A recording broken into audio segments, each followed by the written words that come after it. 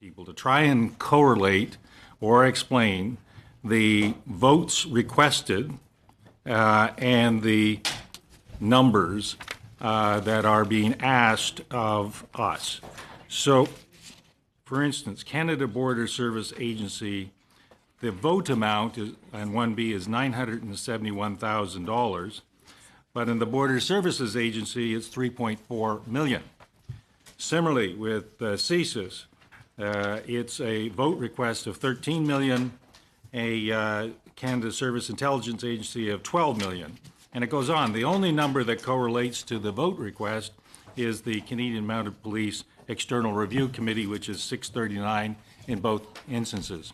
So, yeah, this is sometimes more mysterious than electing a pope. Why estimates are presented this way, I have no idea. But over the course of the next little while, those who can explain this, I'd appreciate it, because members, particularly new members, but members generally, are being asked to vote on estimates that don't seem to correlate to the other explanations. So with that caveat, I'm going to call upon Minister Blair to address us with his remarks. Minister Blair.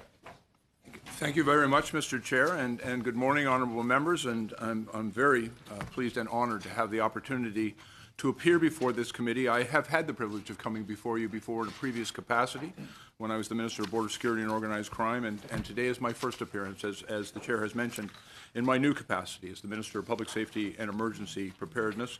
I'm here principally today to present our Supplementary Estimates B for the public safety portfolio. And to help explain these numbers, I have the tremendous benefit of being joined this morning by outstanding public servants who I'll just briefly introduce to you. I am joined by Monique Beauregard, representing the Deputy Minister of Public Safety Canada this morning, the RADM, Commissioner Brenda Luckie, the Commissioner of the RCMP, President John Asowski, President of the CBSA, Michel Tessier, who is here representing the Director of CSIS, David Vigneault, Ann Kelly, our Commissioner of Correction Services Canada, and of course, last but not least, Jennifer Odes, President of the Parole Board. Mr. Chair, I am very proud to have been entrusted with responsibility for this portfolio by the Prime Minister.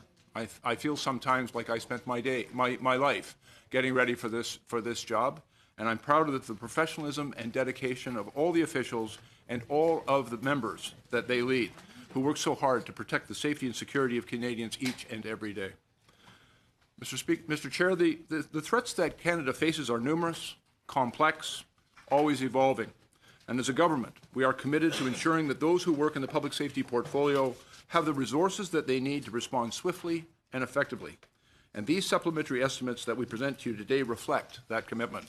They also reflect a steadfast commitment to keeping Canadians safe while safeguarding their rights and their freedoms. Mr. Chair, the portfolio as a whole is requesting adjustments for this fiscal year, resulting in a net increase in authorities of $75.6 million. And in my opening remarks today, I will provide a broad overview and highlight some of the key items for the portfolio organizations, starting, if I may, with Public Safety Canada. The Department is estimating a decrease of $48.9 million, or 5.1%, from the authorities that are available to date. The biggest contributing factor is a transfer of $52.9 million from the Public Safety portfolio to the RCMP for the First Nations Community Policing Service. And these funds are intended to pay for the policing services that are provided by the RCMP in accordance with agreements with Public Safety, the provinces and territories, and First Nations. This decrease is offset to some extent by some additional funding for the department, and for example, in these estimates, Public Safety is seeking an additional $3.5 million in funding following one-time federal payments to both the cities of Toronto and the city of Burnaby, BC. More specifically, $1.5 million was provided to the City of Toronto this past August, and as you may recall, that the city was experiencing a very significant surge in gun violence and street gang activity. And as a result, one-time funding was provided for immediate support to the Toronto Police Service to combat gun and gang violence and to keep our communities safe. The federal contribution, by the way, was matched by the municipality and by the province, because all three orders of government recognized the urgency and immediacy of the need for help. In September, $2 million was provided to the City of Burnaby to bolster the city's public safety and emergency preparedness capacity. This was specifically in response to the unique situation of being located at the terminus of the Trans Mountain Pipeline.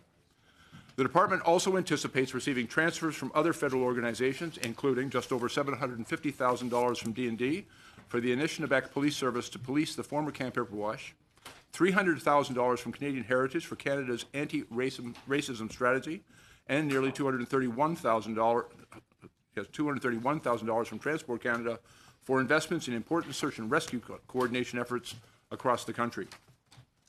Now, if I may, I'd like to turn to the supplementary estimates and other portfolio organizations. Beginning with the RCMP, which is seeking an increase of $106.5 million, or 2.7%, over authorities to date. Some of the more notable items, Mr. Chair, include requests for additional funding of $27.5 million to help maintain the RCMP's force generation capacity at depot to maintain 40 troops, and $24.7 million for the contract policing program to address changes to its cost and revenue collection. The RCMP is also anticipating a net increase of nearly $50 million in these estimates from other federal organizations. The transfer related to the First Nations Community Policing Service, for example, which I mentioned earlier, accounts for the vast majority of this net increase. Other notable transfers include almost $789,000 from public safety to help the RCMP build law enforcement training capacity to combat the scourge of drug-impaired driving, $400,000 from Transport Canada for policing of the Confederation Bridge in the Northumberland Strait, and $2.2 million from the RCMP to Immigration, Refugee and Citizenship Canada to support the expansion of biometric screening in our immigration system. If I may now turn to CBSA, the agency's supplementary estimates reflect an increase of $3.4 million, or 1/10 of a percentage point over the authorities to date. And of that amount, the CBSA is seeking $500,000 to support the new multi-year immigration levels plan for 2019-2021. This plan builds on the 2018-2020 levels plan and features an increase of 800 protected persons to the 2019 target, or the 2019 target, excuse me. As you may recall, Mr. Chair, the Government of Canada committed to welcoming 330,800 immigrants in calendar year 2019. And this included 800 vulnerable women and girls from global conflict zones. The CBSA also requested $500,000 to fulfill its obligations under the Justice for Victims of Corrupt Foreign Officials Act. And these funds will support the enforcement of sanctions-related inadmissibility provisions, including operational intelligence and inland enforcement activities.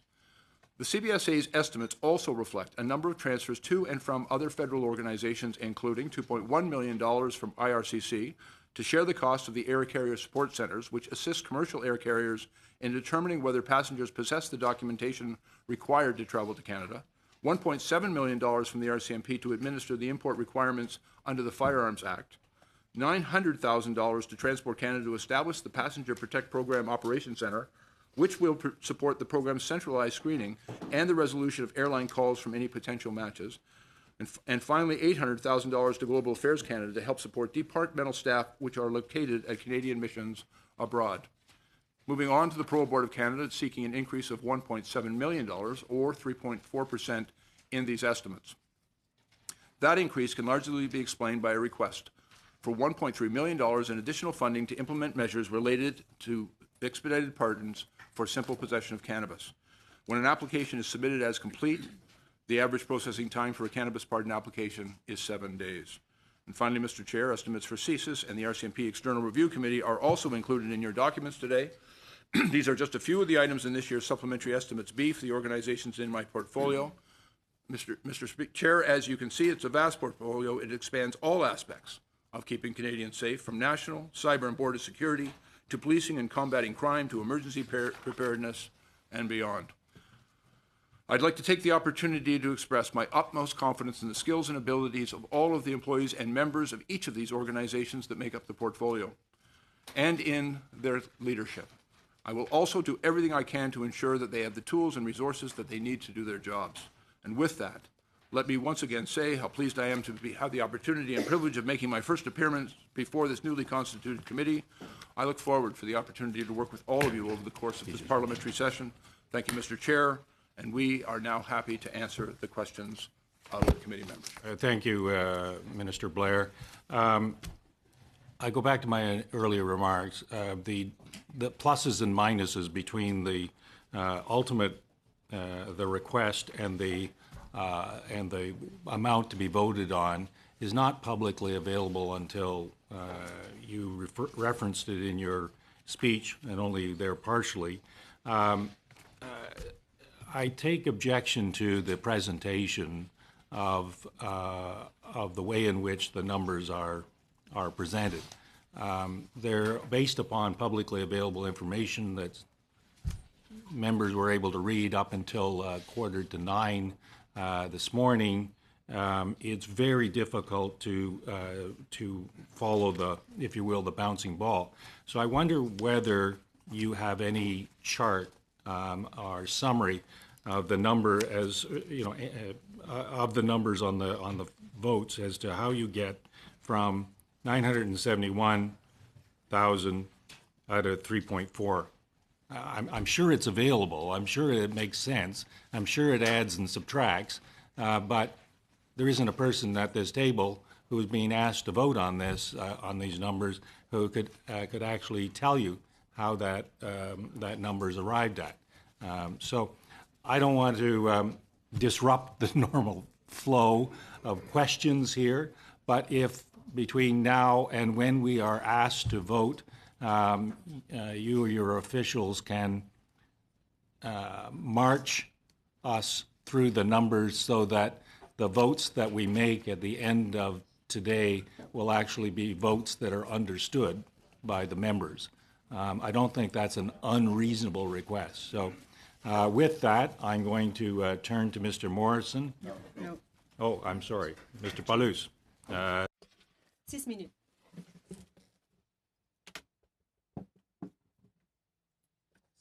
Thank you. Thank you, Mr. Chairman. And good morning, Minister. Good morning, ladies and gentlemen. Minister, you mentioned in your presentation a number of amounts of money, but we see that the money isn't really a great deal because you're talking about $500,000 in addition to the $3.4 million. But the amount I would like to focus on is the increase from $1.9 billion to $2.4 billion. That's an increase of $500 million. Can you tell me what the need is for that amount of money?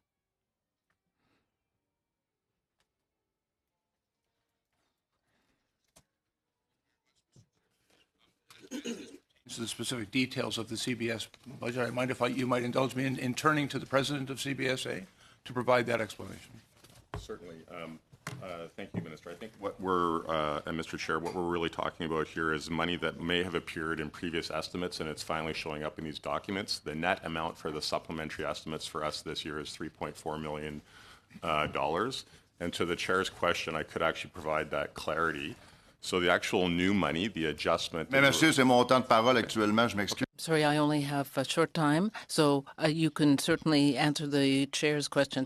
So you're asking for $500 million in an increase. You don't want to answer my question. The CBSA, as you know, Quebec received about $300 million as a reimbursement for its work at the borders. Will you be reimbursing Quebec further in these estimates or in further estimates down the road? What Mr. Palhus is asking, Mr. Chair, there were reimbursements made to the province of Quebec and to various municipalities in Ontario. And in other places with respect to extraordinary cost experience for the provision of services, principally temporary residence to people who had come to the country as refugees. In Quebec, many of those had crossed the border irregularly. In other parts of the country, it was overwhelmingly people that had entered the country through regular channels, had made refugee claims. Those discussions are taking place with the province of Quebec, and determination is not yet made, but it is not reflected. Additional payments are not reflected in these estimates. Merci, Monsieur le Ministre. Thank you, Minister. You don't really understand what I'm talking about. Now, we have a national crisis with the blockades on the rail lines. There's a problem in coordinating management at the provincial and national, federal levels. We're talking about critical infrastructure here, the electrical lines, the railways. We've invested billions of dollars in national security, defense, and other areas, and now we have a few individuals blocking the whole system. What do you think we should do? What should the government do to resolve this situation immediately? Yes, you want a peaceful solution, you're saying, but what are the ways that we can resolve this? And humor me, if we could just tie the question somehow or another to estimates. I'm going to let the question ride, but it does concern me that when we gather officials to talk about budgets, that we don't actually end up talking about budgets. But the question needs to be answered. Minister Blair. Si je peux me permettre, Monsieur le Président, If I may, Mr. Chairman, the current crisis is costing hundreds of millions of dollars or billions, and so we're talking about money here. Mr. Chair, I'll try to answer briefly in respect to Mr. Palhus's time. There is excellent coordination now taking place. I want to assure this committee and the country that there's coordination taking place between the federal government and the provincial authorities who have jurisdiction and responsibility for the enforcement of law in the places where these disruptions are taking place. As well, we've been very clear that our expectation is that Canadians will obey the law, and that message has been sent clearly, and it is the responsibility of the police of jurisdiction. And there are the nexus to these estimates. In the jurisdictions where the RCMP provide contract policing services, which is arranged through provincial policing agreements, the additional costs of those things, not respect to this particular action, but in other matters, is reflected in these estimates. And Mr. Speaker, I'd also say that we have confidence in the police of jurisdiction to do their job. They're doing it, and they're doing it carefully and peaceably to resolve this. I'm just going to ask a question. Mr. Motz apparently has one minute. Thank you, Chair, and thank you, Minister and team, for being here. Two parts to my question, Minister. You have promised to ban certain undisclosed firearms at a cost of millions, if not a lot more than hundreds of millions, maybe into the billions of dollars. You've also promised to implement Bill C-71. Your own Bill C-71 that you voted for would prevent you from arbitrarily classifying firearms. Now, are you waiting to implement C-71 because you want to use that power to reclassify firearms, something you voted against? So that's number one part. Number two, how much is it going to cost to fully compensate the law-abiding Canadians to ban the firearms that you've classified as military-style assault rifles and handguns that you plan to give to municipalities? How much money are we talking about for those, and don't you find it kind of inconvenient or convenient for you that you haven't implemented 71 because it allows you to do what you can't do otherwise under that legislation, and that's classify firearms? Maybe a very important question, but Mr. Motz has not left you any time to answer it. Madame Damoff. Thank you, Chair. Thank you, Minister, and all of your officials for being with us this morning. Minister, I know that you recently met with Colton Bushy's family, as did I, and certainly issues of racism and policing were first and foremost in their mind. So I have two questions for you. One, you mentioned the investments that we're putting into the anti-racism strategy. I just want to ensure that that funding will include racism towards Indigenous peoples in Canada. It's something that we sort of leave out of the conversation when we're talking about racism in this country. And then the second part of that, Minister, is with regard to policing, First Nations community policing, something I've heard about probably for the last 4 years, that we need to be putting more money into that. So I wonder if you could touch on those for us, please. Thank you very much, Ms. Demoff, and those are very important questions. And let me first of all assure you that the investments we are making in the anti-racism strategy, and it is in my mandate letter that to ensure that all of our employees and members benefit from training.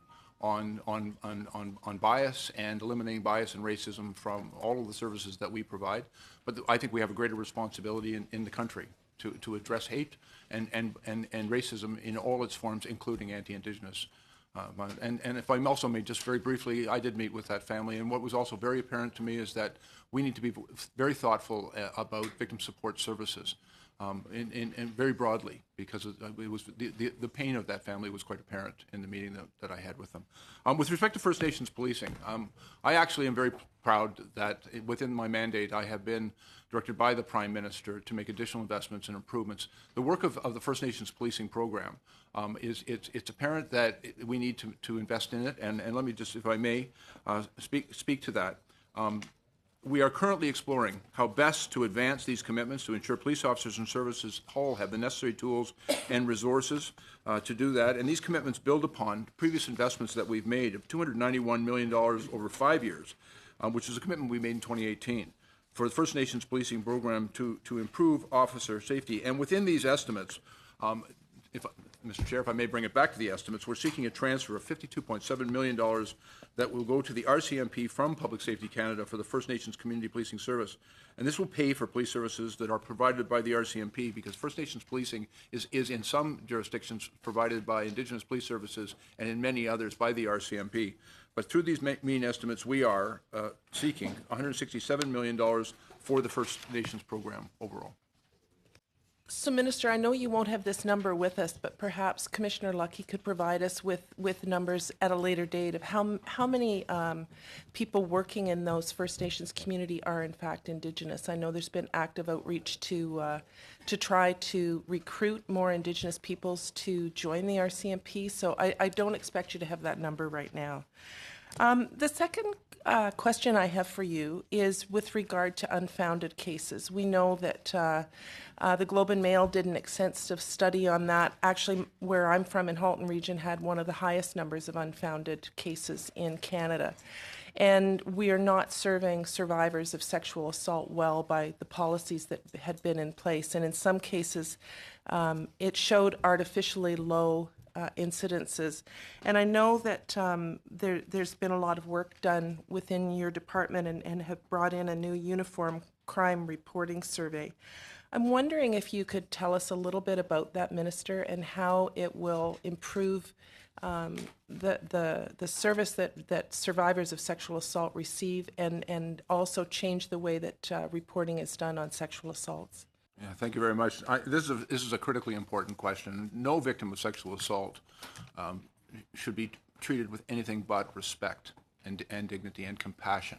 And we have seen the impact and the reluctance that many people have of coming forward because they're fearful of how they will be perceived and the experience of the criminal justice system. And so I can tell you that the RCMP's goal is to strengthen public trust overall in policing, but also to ensure that we encourage and support victims of sexual assault to come forward and report these serious crimes. And one of the important parts of preventing them is to make sure that those who engage in such activity are held to account and that we provide good supports for people who have been victimized. In their December 17 report, the report The Way Forward that the Commissioner presented to us, the RCMP's Sexual Assault Review and Victim Support Action Plan, they outlined concrete steps to strengthen police training and awareness, first of all, to enhance victim support, and we spoke about that a little earlier, to increase their investigative accountability, and to improve publication and communications. And I have also personally experienced, I remember many years ago, an absurd number of sexual assaults were deemed to be unfounded. And it was because if there was not substantive evidence that the assault had occurred, police services were determining it to be unfounded. And quite frankly, that's the wrong measure. If there is evidence overwhelming that it did not occur, then it may be unfounded, but in the vast majority of cases, that evidence doesn't exist. And so it's absolutely critical that victims of sexual assault be treated, as I've said, with respect, with compassion, and provided with the supports. And even if they don't want to pursue a criminal investigation, we still have a responsibility to them to provide support services to help them recover from the trauma of their victimization. I think that's it. Madame Michaud, 6 minutes, s'il vous plaît. 6 minutes, please, Ms. Michaud. Thank you, Mr. Chairman. Thank you, Minister, for being here. I see in your opening statement that $2 million has been set aside for security for the Trans Mountain Pipeline project. Is this part of the overall envelope for Trans Mountain? A request made to us by the city of Burnaby that they anticipated that they may experience extraordinary costs as a result of the TMX terminating at their jurisdiction. And so they asked for help, and we agreed to provide the help that they sought. You said the help for what? Il y a des enjeux de sécurité qui sont. There are issues surrounding the TMX project right now, are there not? Identified extraordinary costs that they anticipated they might incur as a result of the need to maintain public safety in their jurisdiction, and it was directly related to their concerns with respect to the TMX, the pipeline, terminating within their jurisdiction. Okay. L'actualité nous ramène We know that there are blockades right now. We're reading about that in the news. But just to be clear, the money we're talking about here will be spent before March 31st. Is that correct? Over the next few weeks, with the current crisis, the money that is being transferred to the RCMP, how will that be implemented? To the money that was allocated to the city of Burnaby, my understanding that money has already been expended. Oh, for Burnaby, but for les blocus ferroviaires. No, I'm talking about the rail blockades right now, the other ones across the country. Has the money already been spent that we're seeing here by the RCMP? Money in these estimates pertaining to policing activities directly related to what we are experiencing now. These are estimates of when I make reference to the money that went to Burnaby. That was for a specific issue, but the other things are being dealt with within the existing envelope. There are related matters because, for example, the RCMP's commitment to maintain adequate staffing levels and the money that's being invested at Depot, and that's tangentially related to the services that the RCMP are required to provide in their contract policing contracts and in federal policing right across, and in all of their responsibilities across the world. So there is some nexus there, but it's not direct. Okay. Sur un autre sujet, tout. Thank you. On another matter, the money that has been set aside for cannabis and medical assistance using cannabis, how has that money been implemented or used? I've actually made reference in my remarks. We brought forward in legislation a new expedited pardons process for people who had records for cannabis possession, and the additional funding that I referenced earlier was for the parole board to administer that program, and that is taking place. There are other investments that have been made, and I can provide you at another time the amount of money that was dedicated through Health Canada. That was invested in such things as public education around impaired driving and public education directed at young people in order to reduce the incidence of use among young people. By the way, the results of that have been quite positive. I will share with you, for example, that Statistics Canada just released data that indicates that prior to the legalization of cannabis, 19.4% of Canadians between the ages of 15 and 17 were using cannabis. And that number now, Statistics Canada advises, is down to just over 10%, which is nearly a 50% reduction in cannabis use among young people between the ages of 15 and 17, which I believe is directly related to the investment that has been made in public education to help young people know about the health implications of using cannabis at a young age and have helped them make better decisions. Donc, il y a déjà des chiffres qui sont. So these are numbers that have been published by Statistics Canada about the transfer and the impact. What about medical marijuana? Do we have any figures for that? In the portfolio of Health Canada and more appropriately directed towards that ministry. Vous transférez les fonds à santé. But you transfer the money to Health Canada, and we don't know how this is helping implement the legislation that's been passed. What we have transferred is funding from the Department of Health to us that enables the RCMP to provide screening services for references and compliance with the regulations. Under the legislation, the Access to Cannabis for Medical Purposes Act, people make application for permits and authorizations for the growing of marijuana and for the dispensing of marijuana, and one of the responsibilities of public safety portfolio partners, including the RCMP, is to conduct screening for security purposes as part of that process. And so there was a transfer of funds for that. That is the role essentially that public safety provides, and it's a support to Health Canada and the important work that they do in administering that system and maintaining its integrity. Alors, en gros, à la So, overall, how much has it cost to implement this legislation with all the transfers that have taken place and so on? Fairly complicated question and an important one, and maybe the minister could undertake to get back to us, but we are beyond the 6 minutes. Mr. Harris, 6 minutes, please. Thank you, Chair, and thank you to the Minister for coming this morning. I don't notice any additional funds being requested for emergency preparedness, but I do want to ask you as a follow-up to the disaster relief request from Newfoundland and Labrador after the blizzard. One item still remains outstanding, and that is the idea of ensuring that people who lost income for the period when they were legally unable to go to work or even go walk on the streets, all the businesses were closed, and particularly vulnerable people, young people and those with hourly wages, have no access under the existing program for wage loss.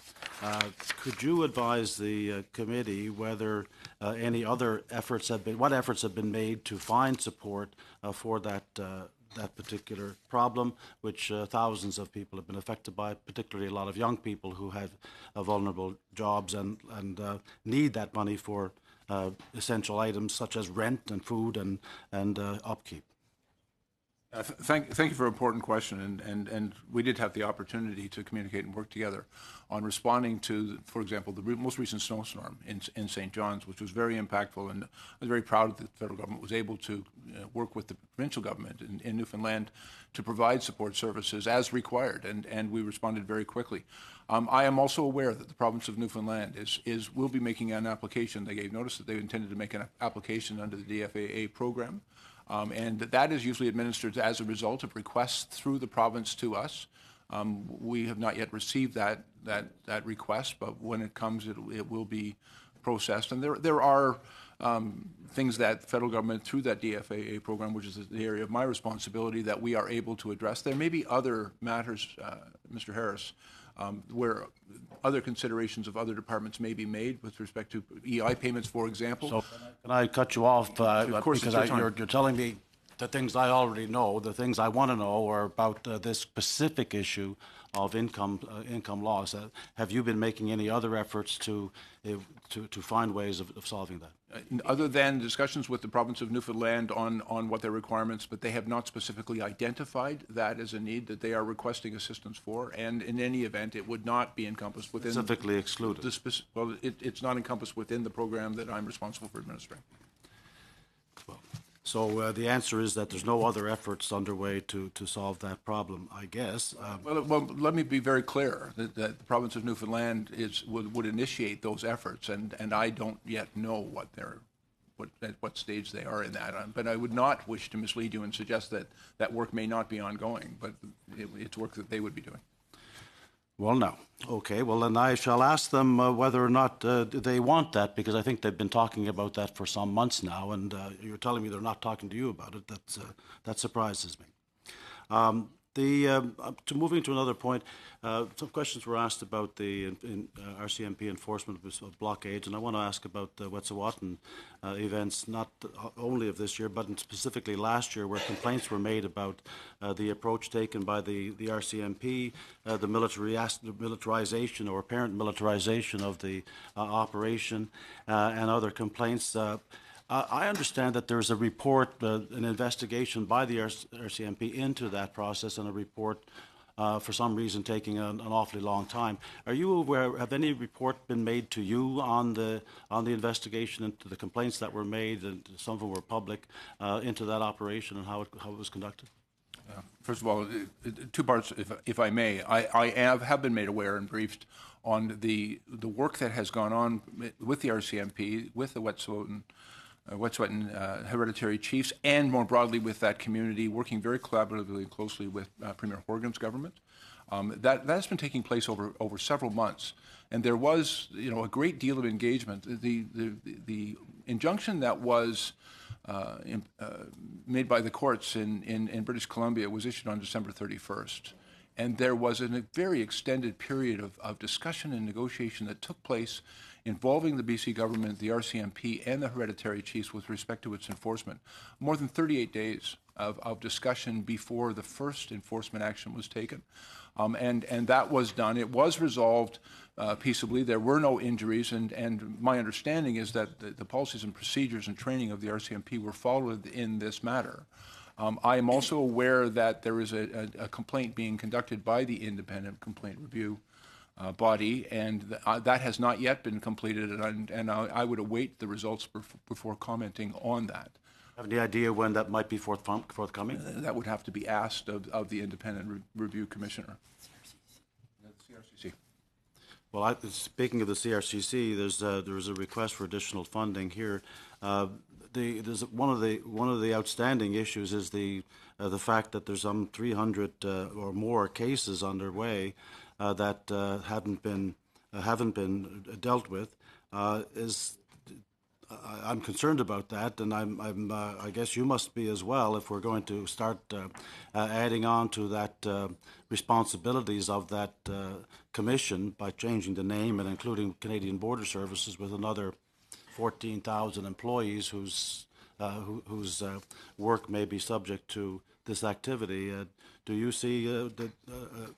Can you see any reason why this is taking so long to do these reports, whether it be this one or the ones that are outstanding now? Again, possibly a very important question. Unfortunately, the time has expired.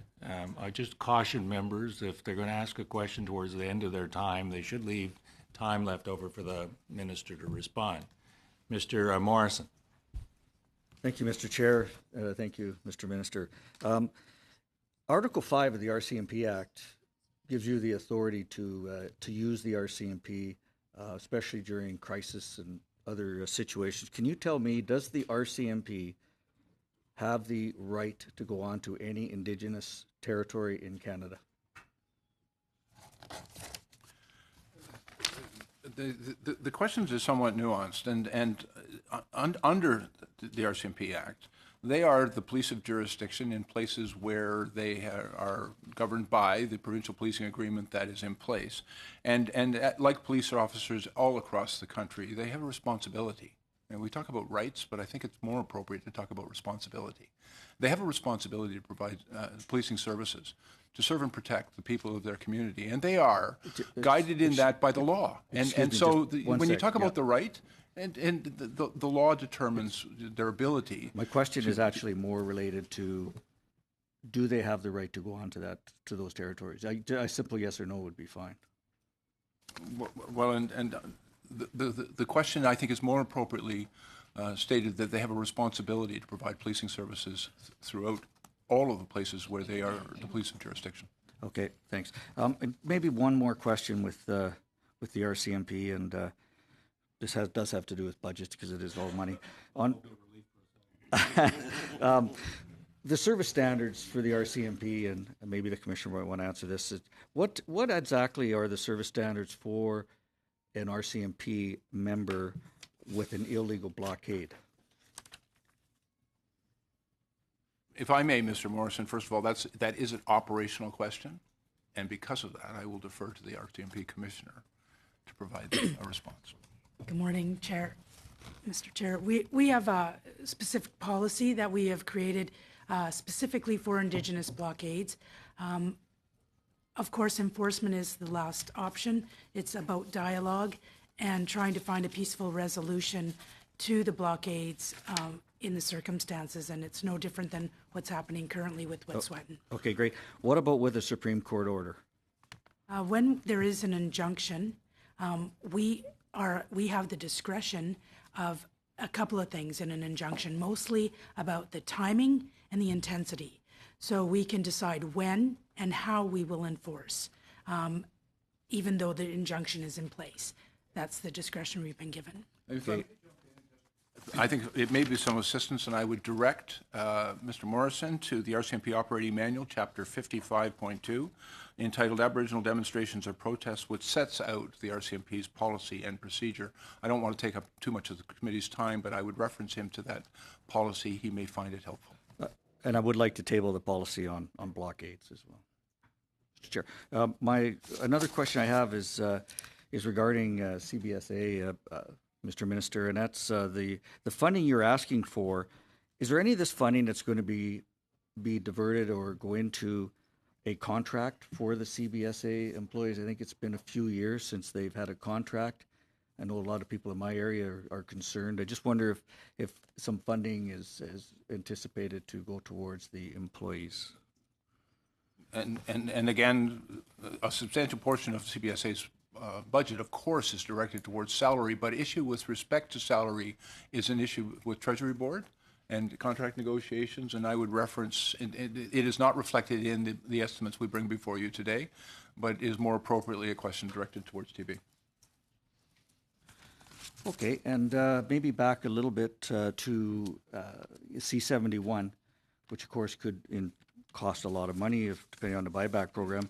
Can you specifically tell me, Mr. Minister, what is a military-style assault weapon? Can you define that for me? The reference that we normally imply, there are weapons that were designed for different things, and if we look at the provenance of these weapons, there are... I guess I was more, is there a caliber? Is there a semi-automatic? For example, is a semi-automatic in that classification?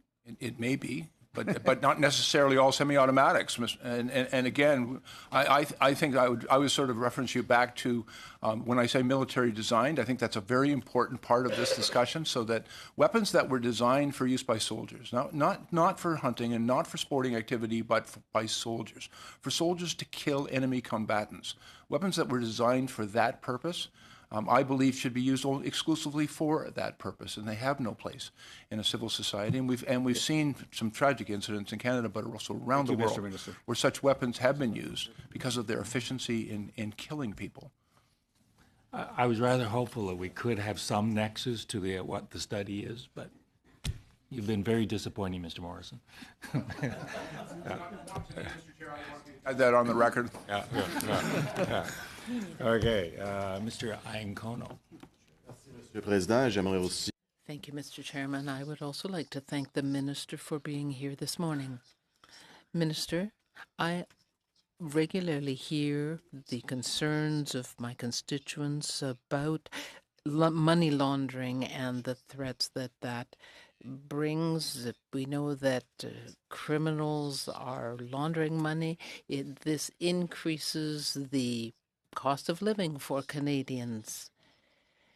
Those breaking the law need to be identified, need to receive the appropriate sanctions.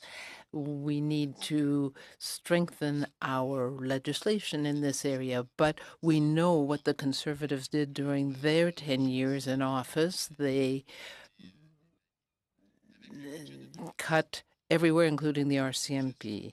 In the 2019 budget and the supplementary budget that we have here, can you tell us how you are going to be strengthening the capacity and the work of our frontline people on this?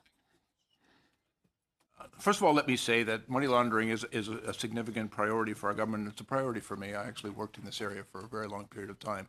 And I'd like to actually, if I may, instead of reflecting back on things that have happened in the past and the closing of integrated proceeds of crime units, et cetera, I'd like to think about how we go forward.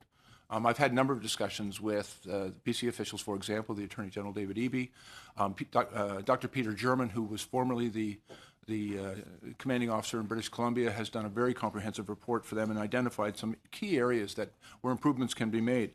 And so we've been working very closely with them. And let me just give you some examples. For example, because it is a budget discussion, in Budget 2019, we announced $68.9 million in a program which involves $20 million ongoing to fund the RCMP to strengthen their federal policing capacity, including their capacity to combat money laundering. We have announced additional money to form an information management and information technology infrastructure and digital tools to provide with our law enforcement officials with the resources and access to the technologies that they need. And we are also, we brought forward measures in the Budget Implementation Act last year, significant and important measures to reduce the opaque nature of beneficial ownership among federally regulated corporations, for example. One of the things that organized crime and money launderers hate is sunshine. And so by creating transparency for beneficial ownership, we also convened a meeting with financial ministers from across the country. And because the vast majority, more than 90% of corporations are regulated by provinces. And so we're working with all of the provinces to bring about a greater transparency to beneficial ownership, which will help those investigations. And additionally, we also brought forward measures in the Budget Implementation Act to create a new offense of recklessness, because one of the things that we know is that police services across the country were having difficulty, and prosecutors in particular were having difficulty in making the nexus between the proceeds of crime and the predicating offense. And so we've made it those criminals more vulnerable to investigation and prosecution. There's a great deal more work to do, but we are working with our provincial partners and with our federal authorities and the RCMP through the RCMP's leadership, but it's a whole of government effort to make it more difficult for individuals to money launder in this country. Organized crime is entirely motivated by profit, and when we take that profit from them, we reduce the impact of organized crime for all Canadians. Thank you very much. That was an important question. Merci, Monsieur le Ministre. Thank you, Minister. My next question is for Commissioner Lucky. We know that safety and security are everyone's concern. The supplementary estimates 2019-20 include a transfer of nearly $789,000 to the RCMP to fight drug-impaired driving. Can you talk to us about the work that's going to be done through these monies and how this will help protect Canadians and reduce drug-impaired driving? You directed the rest of the Commissioner, but I'd like an opportunity to speak to this. We saw, for example, that there were significant deficiencies in the law with respect to drug-impaired driving. You know, it's been an offense to drive impaired by drugs in this country since 1923. But up until the implementation of and the introduction of Bill C-46 in the last Parliament, the police did not have the authorities, access to the technologies, or the training that they needed to enforce these laws and therefore deter and detect these laws and successfully prosecuted them. And so we've made very significant investments in a number of areas, specifically for the police. We've provided additional resources, not just for the RCMP, but for the police right across the country, to increase the number of officers. We've nearly doubled the number of officers trained as drug recognition experts, which are necessary in the investigation and prosecution of these offenses. We have additionally made significant investments across the country in police officers in every part of the country, trained in what's called standardized field sobriety testing, so that every police officer is empowered to do this. Mr. Blair, we're going to have to leave the answer there, unfortunately. I'm sure you'll be able to come back at that. Mr. Iancono. Mr. Shipley, 5 minutes, please. Thank you, Chair, and thank you, Mr. Blair, for being here today. We had a set of questions ready to go yesterday, but I actually had an email this morning that I read on my computer just before I walked over here, so I'm going to change it up here and ask you something, because this constituent asked me a question that I didn't know the answer to, and obviously we're all here today to make sure you have the proper resources to ensure national security, and this was a quite an interesting question this constituent asked me. They asked me if I knew the definition of terrorist activity according to the criminal code. Are you aware what that is, Mr. Blair? I'm going to let the minister answer the question, but does this have some relation to they want to make sure they have enough money to enforce that statute. And I have it right here, so I can okay, well, maybe you help out the minister. Sure. It's an act or mission in or outside Canada that is committed in whole or in part for a political, religious, or an ideological purpose, objective, or cause, and in whole or in part with the intention of intimidating the public or a segment of the public with regard to its security, including its economic security, or compelling a person, a government, or a domestic or an international organization to do or to refrain from doing any act, whether the public or the person, government, or organization is inside or outside Canada. That's the definition. So what this resident wanted to know was if the current illegal blockades that have been happening across Canada are being deemed as a terrorist activity. No, they're not. So what would they fall under? Why would they not be intention of intimidating the public or a segment of the public with regards to its security? And again, they wanted to know that. When I looked it up myself, I was curious. Yeah, one of the challenges of people who read legislation, and it's how the law is applied and defined by our courts and by the police. You know, I will tell you the important work of protecting Canada and the work that we do globally and domestically in dealing with terrorist activity is critically important. But as well in this country, there is a protected right in the Constitution for lawful peaceful protest, and when that protest becomes unlawful, as can be the case either in violation of an injunction or as a result of specific criminal activity. But our officials don't make the immediate nexus in criminal activity to terrorism. Frankly, our officials are well versed in their responsibilities, and the determination as to what conduct might constitute a specific criminal offense, that is not something that I, as a minister of government, would direct. That's a determination made under the individual discretion of the police of jurisdiction in exercising their responsibilities to conduct investigation and the responsibilities of prosecutors of jurisdiction.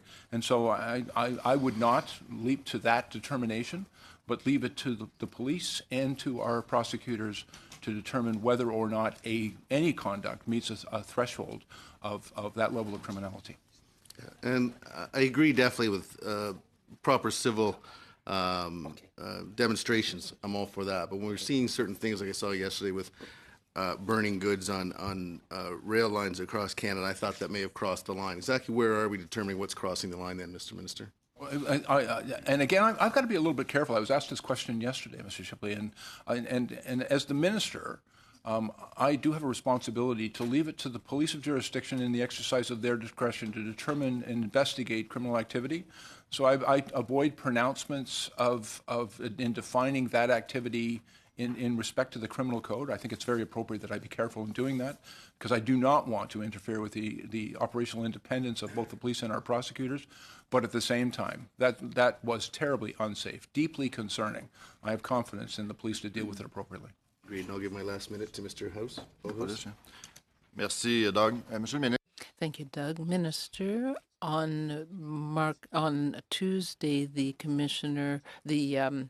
correctional investigator was unequivocal, indicating that there were inefficiencies and other problems involved in the investigation of Marie-Hélène Lévesque, and I would like your comments on that. This is a terrible tragedy and should not have occurred. And the responsibility here, there's a number of different responsibilities that I think are important to acknowledge and recognize. First of all, the criminal investigation is the responsibility of the police of jurisdiction in Quebec. That is the police in Quebec, and I understand that individual is being charged. We're not talking about the police. We're talking about the internal investigation in the parole board. The governor called for the internal investigation, and now we have the correctional investigator indicating committee to explore those questions in the week we're back. We're set up to do that. I apologize to Ms. Kara for missing the order, but you have 5 minutes, please. Thank you. Thank you, Chair, and it's okay. Minister Boy, welcome to the committee. Thank you for being here and for all that you do in keeping our communities safe.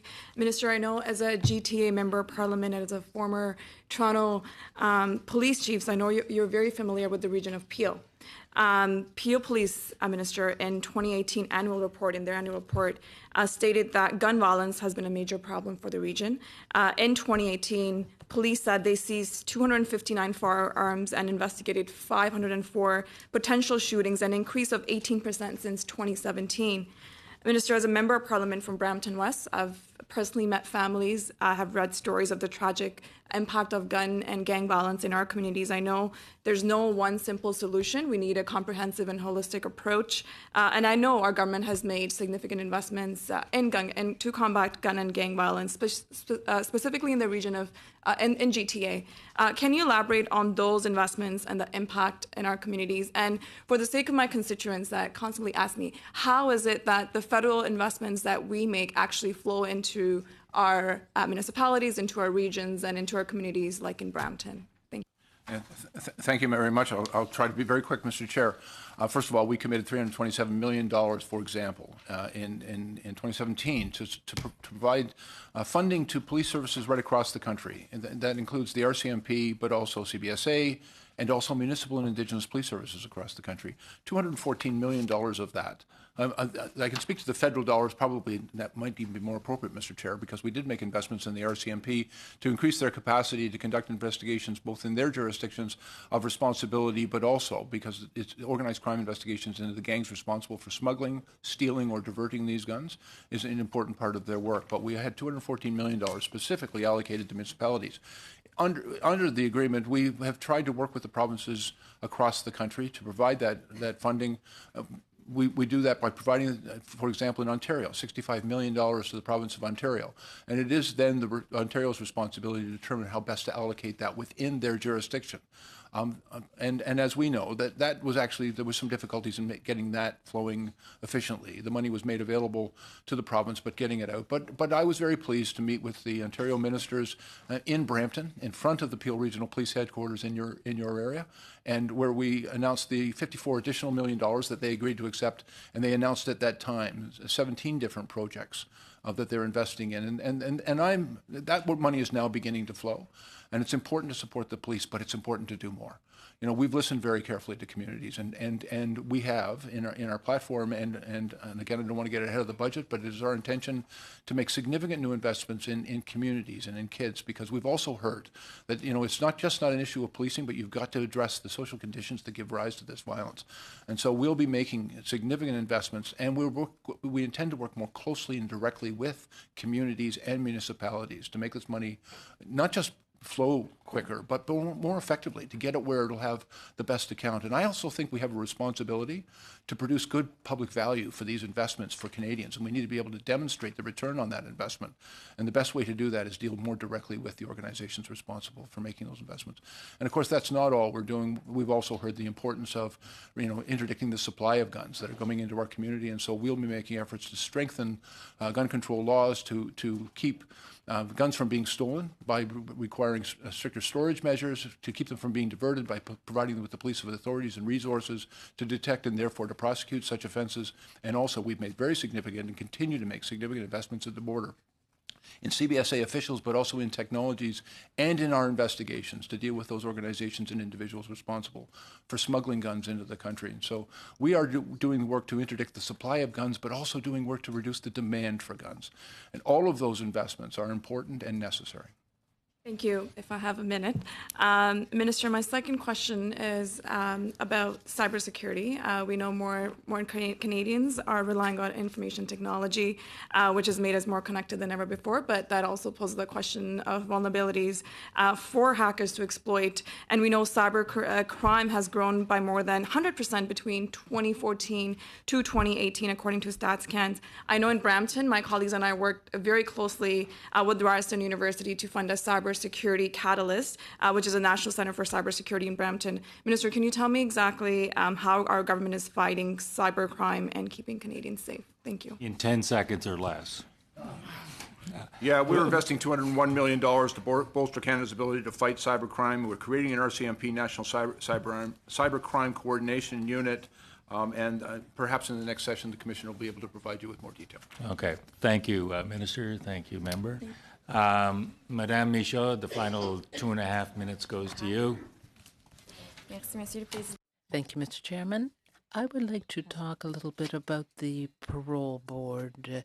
You probably do know that in 2019 there was a poll that indicated that 70% of the money of those of Canadians felt that the parole board did not have the resources. It was not able to protect the safety of the public. So what has been done to change that situation? Has there been any improvement? We see in the spending estimates for 2020 to 22 that there is not a great deal of investment.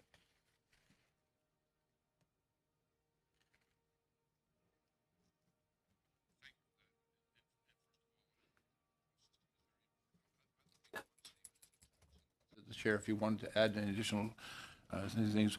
But we know that the outcomes for offenders who are released under supervision as a result of the work done by the parole board actually produce much greater outcomes, as opposed to individuals who are released at end of sentence who have not had the benefit of the thoughtful interventions of the parole board and the support that is provided through their offices and corrections to individuals. And so we recognize the importance of that work and making sure it's adequately resourced.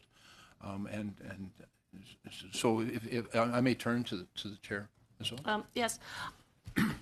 Thank you. I'm not sure that you're confusing the parole board with parole officers and the investment in the community, because I'm not aware of. Le sondage qui a été mené sur les agents. In fact, it was the officers that were involved in this survey and how well they could carry out their work because of the cuts that had been made. The parole board is a decision-making body. We don't supervise parole officers. The parole officers come under the supervision of the Correctional Service of Canada. And so those parole officers are under the responsibility of Commissioner Kelly. Mr. Commissioner, briefly, would you like to make any intervention? I'm sorry. I'm sure you'll be able to work a response into that question at some point. With that, it brings the end our time with the minister. I'm going to suspend for a minute or two while the minister and his staff leave, and then we will continue on with the officials. So with that, we're suspended. Thank you, Minister.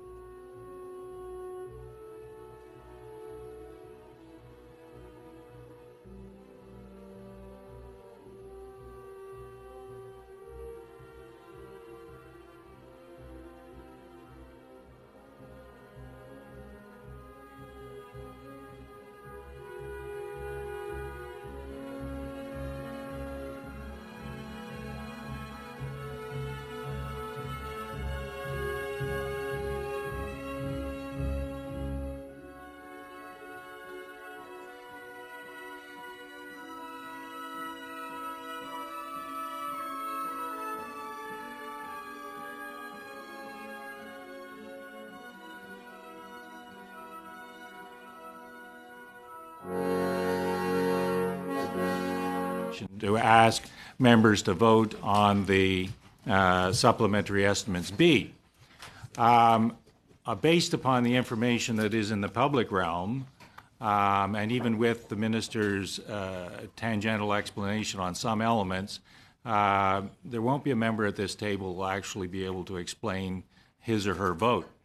I want guidance from members as to whether they would appreciate on a vote-by-vote basis a explanation of the difference between what's in the table of expenditures and the actual vote that's being requested. Would that be helpful? Is that useful, or do we just simply proceed in the normal fashion and start with questions? Jack?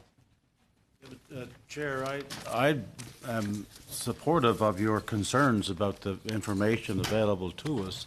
And, you know, we've got a lot of people here, and we've got a job that seems almost impossible, frankly, to deal in an hour with these questions that are essentially unanswered, and we don't have an opportunity to ask further questions.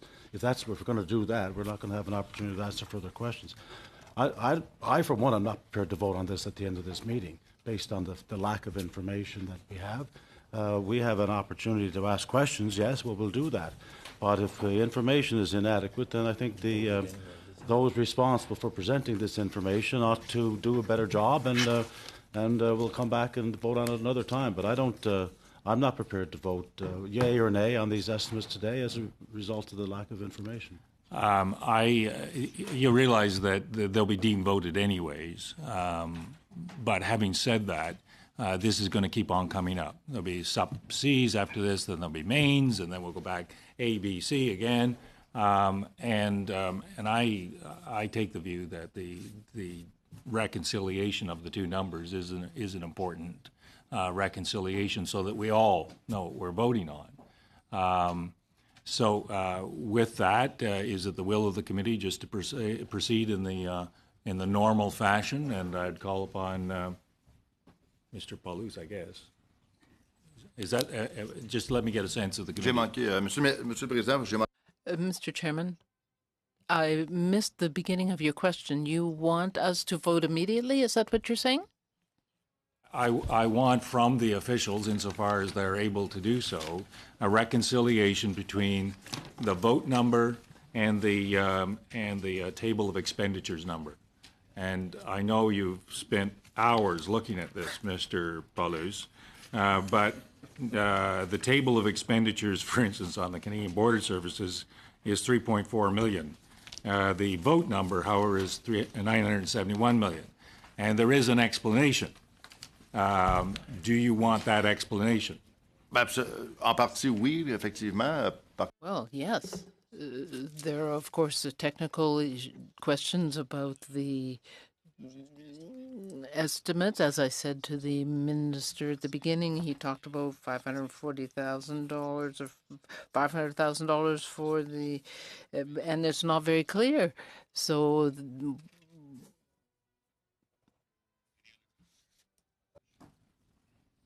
Okay. With that? Okay. Mr. Dalton. Yes. So the first questions to the Commissioner for RCMP, and that is we're facing a real crisis here with the blockades. Great impact to our economy.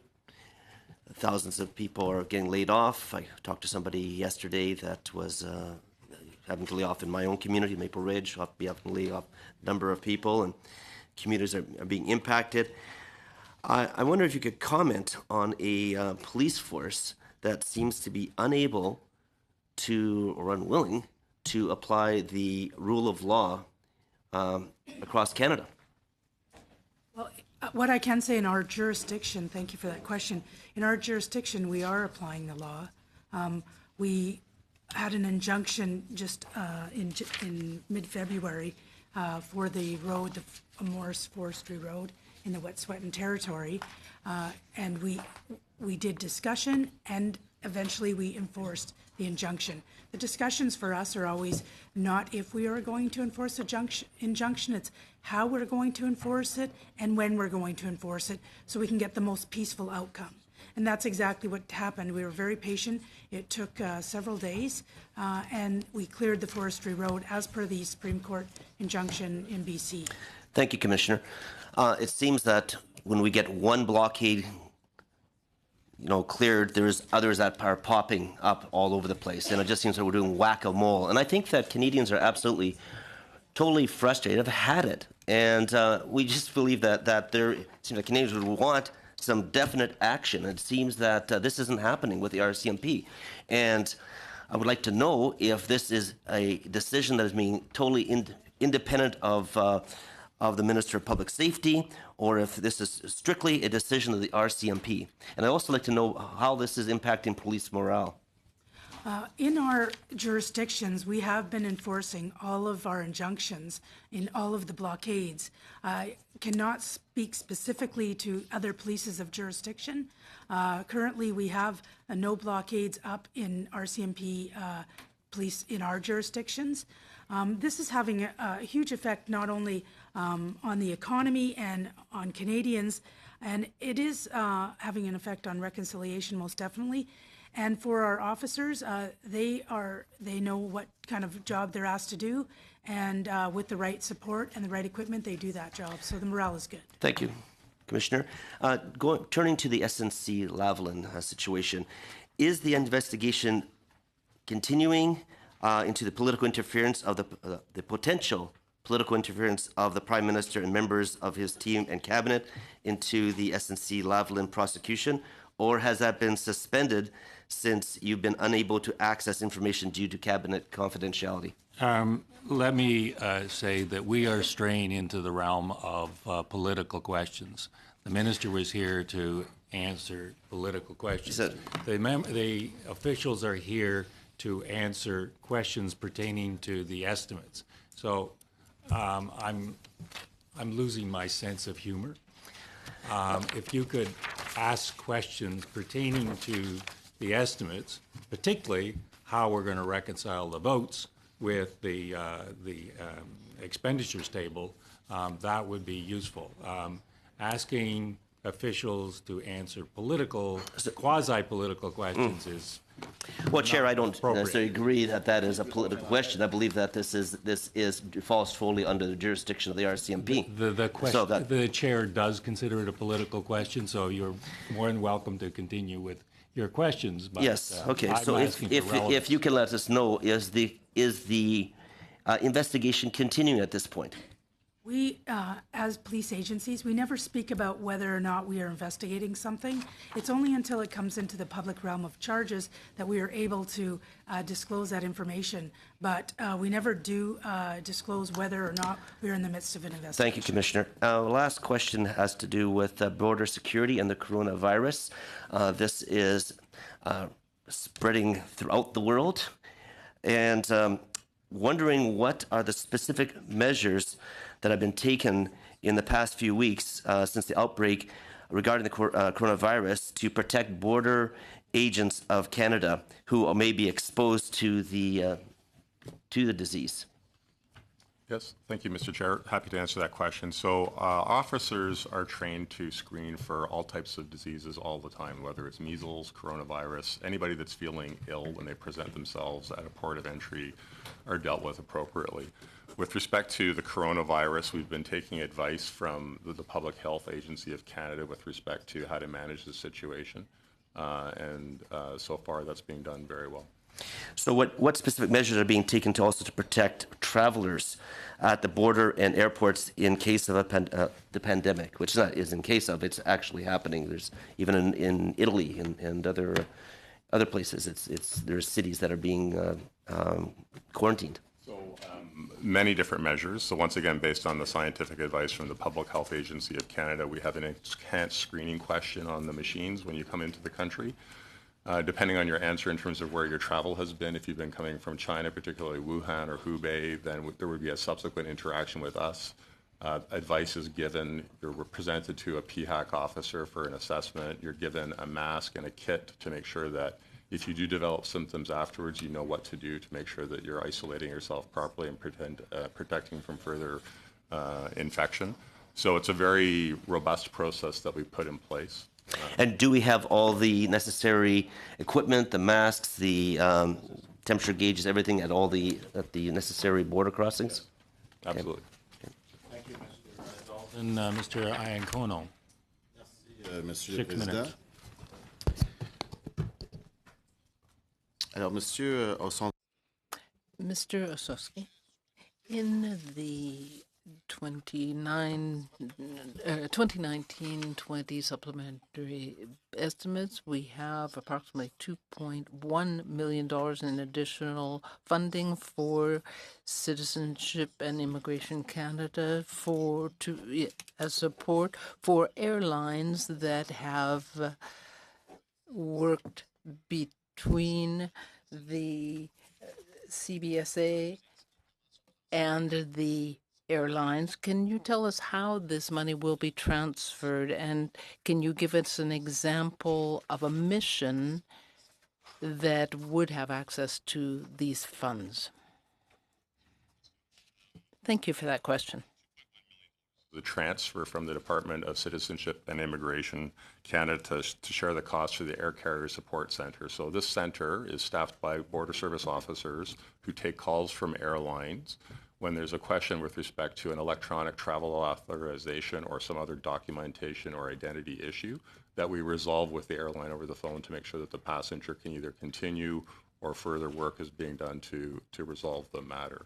So this is a shared cost operation that we have that was put in place when the electronic travel authorization program was started 3 years ago. Yes. ma question à la commission. My next question is for the Commissioner. The Minister answered a little earlier, but maybe you have something to add on what he said concerning the spending for transfers regarding drug-impaired driving.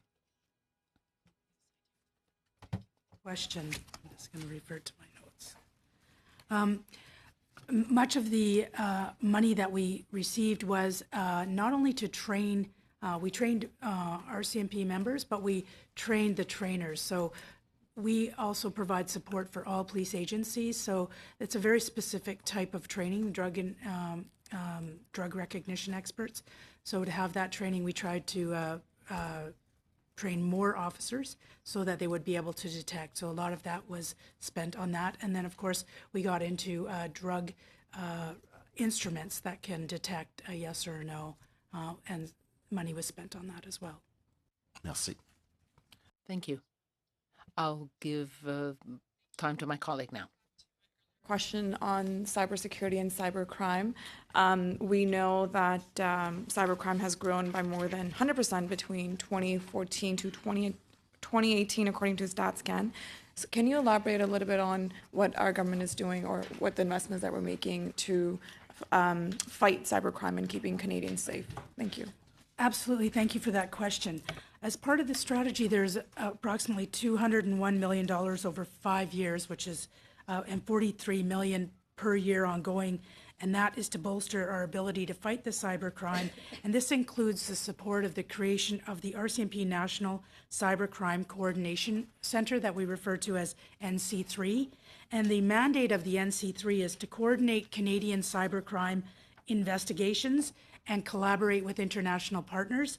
It's also to provide digital investigative advice and guidance to Canadian police across the entire country, produce actionable cybercrime intelligence for Canadian police, and establish a national public mechanism for Canadians and for businesses to report that cybercrime to police.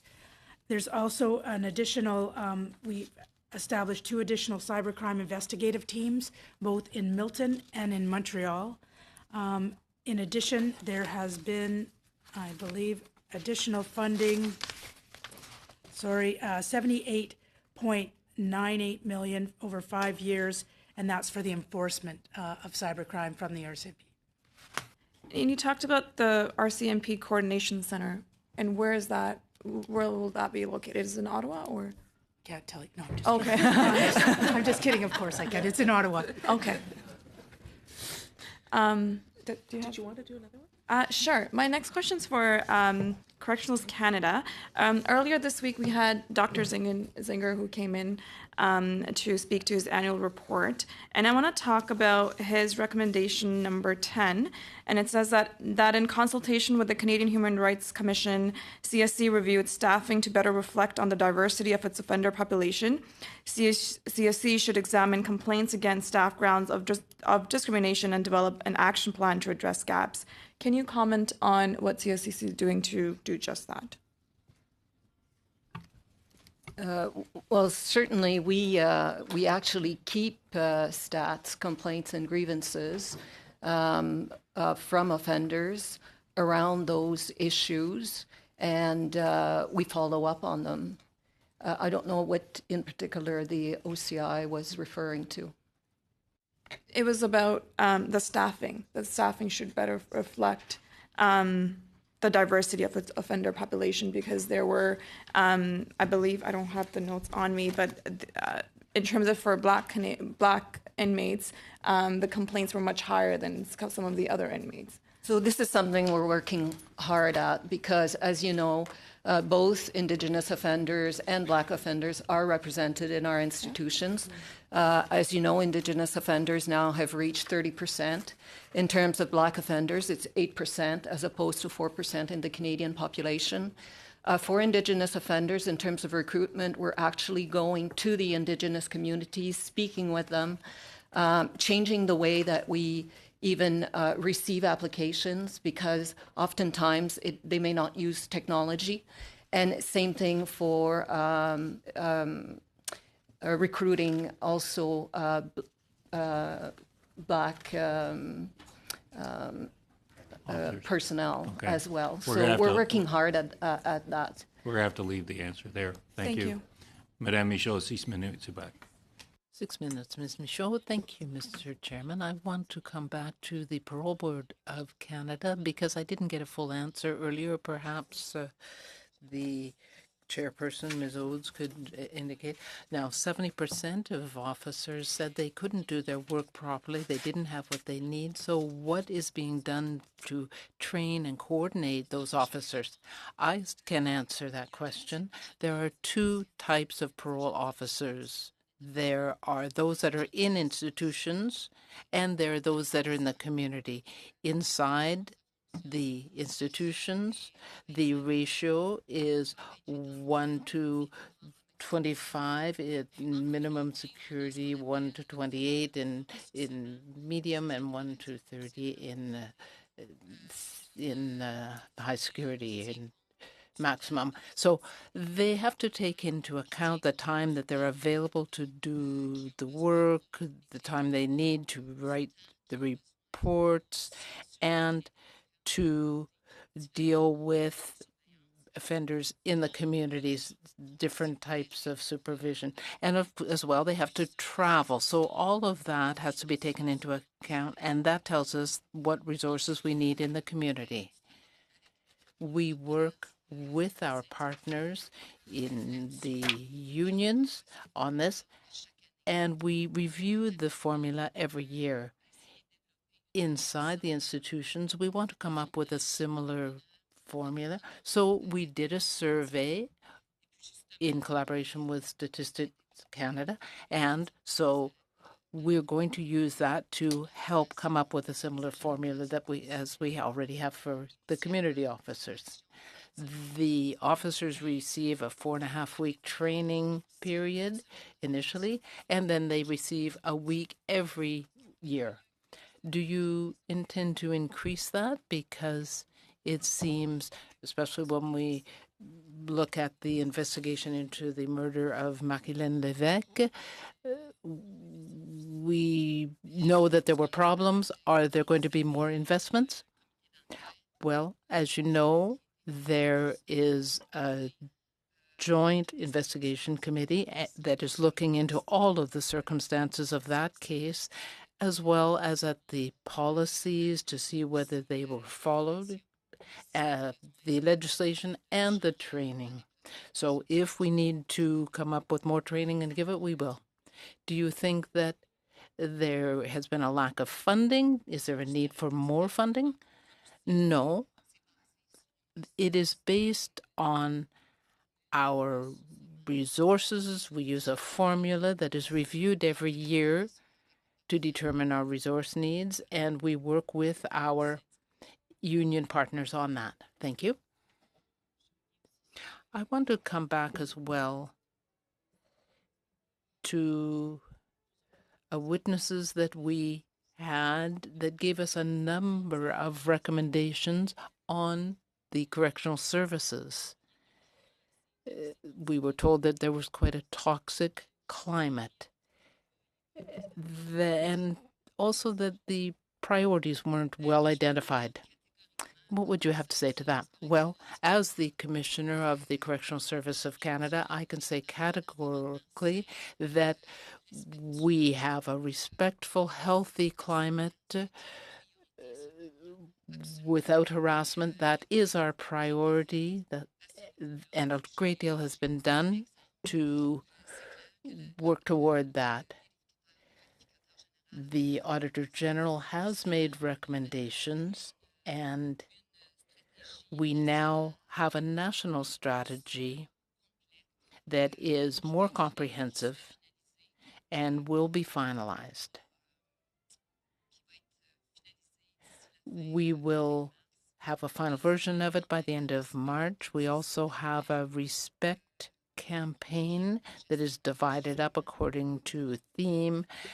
Our managers are having some difficult conversations when necessary with our employees. We want to make sure that we promote the well-being of our employees, and there will be an annual report that we will publish. We will have focus groups as well across the country that will involve employees.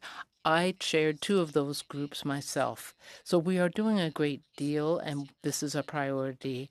The national chair of our citizens group has said just 2 weeks ago that there is a change in the climate. So we have 10,000 employees, so it takes time. So more funds and more training, according to you, will change the climate that reigns right now, and that we can hope that in the next Auditor General's report, we will see the results of that. I do hope that will be the case. And we are seeing right now from our external partners that they see change already, but we are working very hard on this. The work is done through our employees. They have to have a healthy, respectful climate to work in. Thank you, Chair. And I was listening to your comments, Commissioner Kelly, and also looking at the Auditor General's report. And the Auditor General does not describe a respectful, healthy climate at Corrections Canada. Now, you may be making changes now, but you know the fact of the matter in the Auditor General's report is that nearly half of employees stated that they felt that they would fear reprisals if they made a complaint of harassment, discrimination, or violence from another employee or from management. Half of the employees felt there'd be reprisals for doing that. 60% said they had significant or serious concerns about civility and respect in the workplace, and 67% felt that the organization culture was a serious or significant concern. That doesn't describe, to me, a healthy, respectful workplace for employees. And this is not new. I mean, this has been reported several years in a row. I'm really wondering how this is going to be fixed between now and March. I mean, that sounds very optimistic. Do you have enough money to do that? Do you say that you don't need any more resources for the parole service, and yet the correctional inspector, the office of the correctional office of correctional inspector said to us last week that there was a one-to-one ratio of employees to offenders in the prison service, and then on the parole side, there was 1 to 6.5 or thereabouts, and he felt that there was insufficient resources for parole. Could you try to square some of these circles? Because I'm confused about how this healthy and respectful workplace has these kinds of problems described by the Auditor General. First, I would say, I would start by saying that correctional work is a challenging work. We work in a complex environment with sometimes difficult population. And we have, when people visit our institutions, they feel that the staff are dedicated, they're passionate, their hearts are into the work that they do. Sorry to interrupt, Madam Commissioner, but I'm not speaking about it's a tough job. I think we all accept that. But we're talking about workers in management here. The culture of the workplace, and there's an insurance department has a workplace free from bullying, harassment, and sexual violence amongst staff we're talking about now. So that's what I'd like you to focus on, if you might. Okay, and what I will say is in his news release on February 18th, the OCI himself acknowledged and was encouraged by the efforts underway across the service to create a more respectful and healthy workplace. And this is what we're working really hard at doing. And in the latest Public Service Employee Survey of 2019, the one thing I wanted to see was increased participation from staff in terms of responding to the survey. And we saw that, actually, in the department. And we also saw improvements, albeit small improvements. We saw a decrease of 6% in respondents indicating they had been harassed, an increase of 7% in respondents indicating their satisfaction with the quality of supervision they receive, an increase of 3% in respondents who feel they can initiate a formal recourse process without fear of reprisal. And as I said, we've put in place a number of initiatives to ensure that we have a safe and respectful workplace.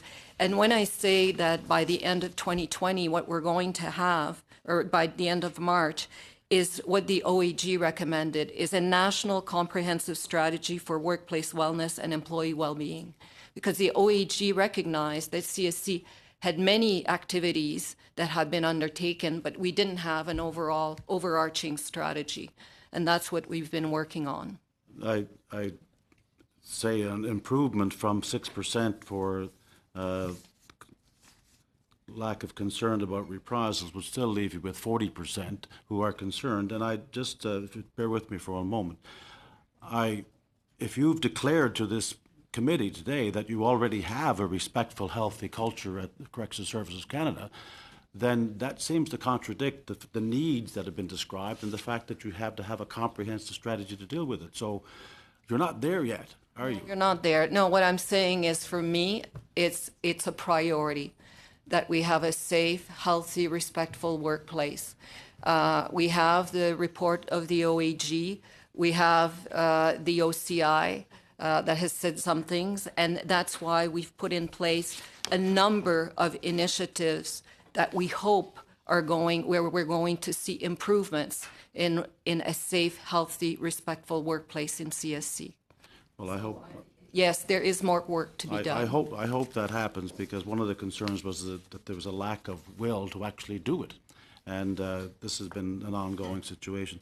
I don't know how much time I have left. You got 15 seconds. 15 seconds. Well, yes, and you could donate them to Mr. Paulus. I can't do very much with that, no, so I won't even try.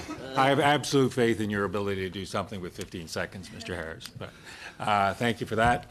Monsieur Paulus, I'll be interested in your questions. Merci, Monsieur le Président. Thank you, Mr. Chairman.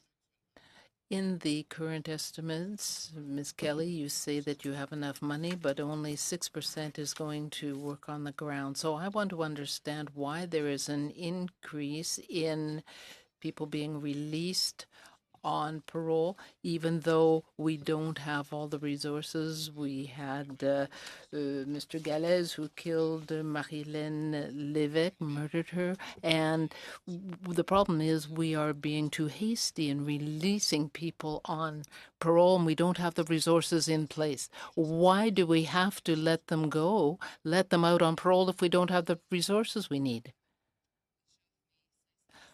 I would first like to offer my sincere condolences to the family of Ms. Lévesque. It is a tragedy. This is not the result we ever want to see. The National Parole Board takes the safety of our public very seriously. We don't hastily release people on parole.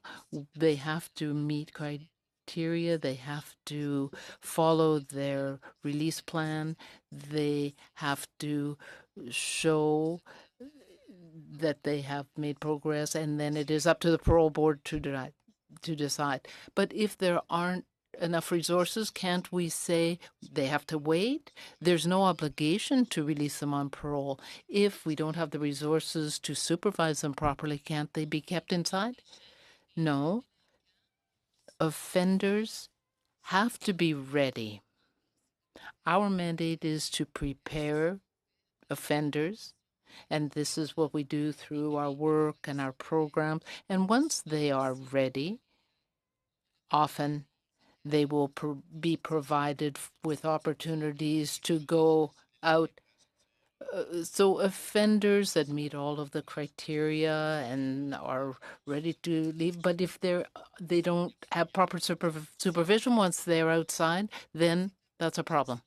Well, as I explained, we work very closely with our union partners, very closely, and we have a formula for our community officers to know what resources we need to have. We take into account reports, supervision, the various levels of supervision, and that's how we determine how many officers we need. I have a question for the CBSA. In the estimates, we see an increase of $500 million. Will this enable us to deal with the 50,000 people that need to be deported? This is up to the CBSA to deport these people. Will this money allow them to do that? As I said earlier, the big difference that you're referring to is a result of previous estimates provided from the government. So last year, with respect to removals in particular, there was money for a border enforcement strategy for us to deal with increases in refugee claimants and to make sure that once they've gone through all of their processes and have exhausted all of their avenues of appeal and are ready for removal, that we will remove them. But will this new money help with removing these people? Will there be more resources to do that? Because some 1,000 people out of 50,000 have actually been removed from the country. We're not asking for any money in these supplementary B estimates for border enforcement functions to deal with removals. That was previously provided in estimates from last year's budget. Merci. Super. Thank you very well. Now, in Public Safety Canada, there are two programs. One it deals with organized crime in Akwesasne, and another one for Ganawagi. There's no report for the second one. In Akwesasne, there was a seizure of AK-47s. Now, the Premier of Quebec mentioned that there might be AK-47s in Ganawagi. That's information that is already known. Can you make a comment on it, please? I'm sorry. This information.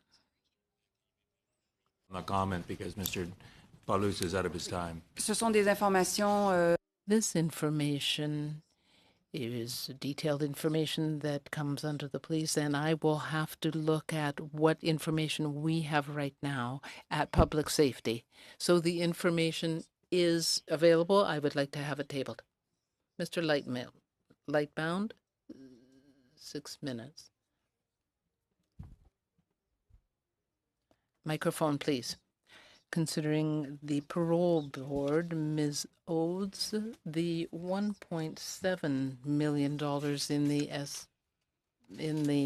estimates, $1.3 million is earmarked for pardons for people charged and convicted with simple possession.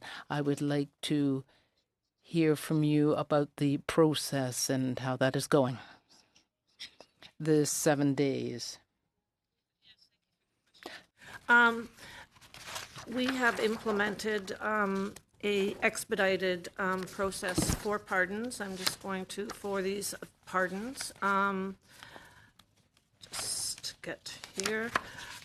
We have received, I can tell you, do you have the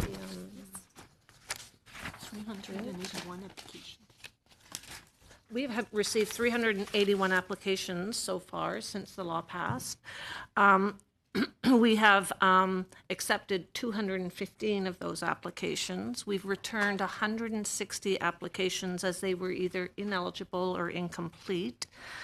Of the ones we've accepted, we have ordered 213 cannabis record suspensions, and there are still 6 applications pending processing, and processing takes a week, so this is quite up to date.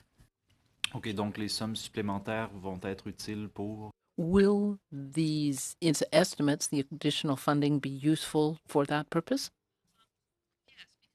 For costs, from the front end,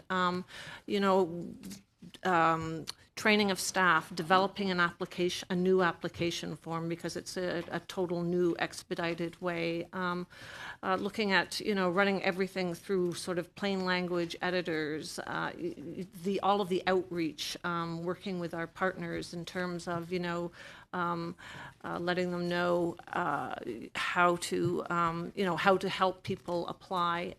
So all of that has a cost, and that is for that cost. Merci beaucoup. Ça répond à ma question. Thank you very much. That answers my question, and thank you for those figures as well. That's very interesting. I would now like to ask a question of Mr.